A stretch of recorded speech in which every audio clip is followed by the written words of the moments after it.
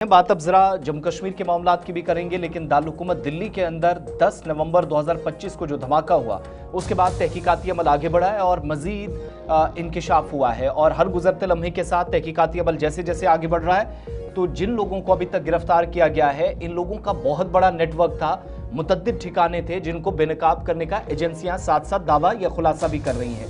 मुजम्मिल ताल्लुक जनूबी कश्मीर के पुलवामा से, लेकिन पता ये चला कि सिर्फ अल-फलाह यूनिवर्सिटी नहीं बल्कि अल-फलाह यूनिवर्सिटी के दाएं बाएं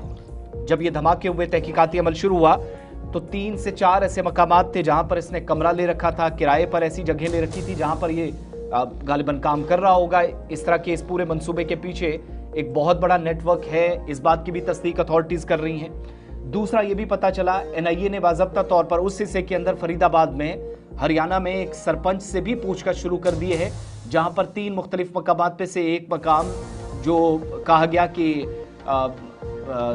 फरीदाबाद के इस इलाके में जहां मुजम्मिल ने एक जगह ले रखी थी।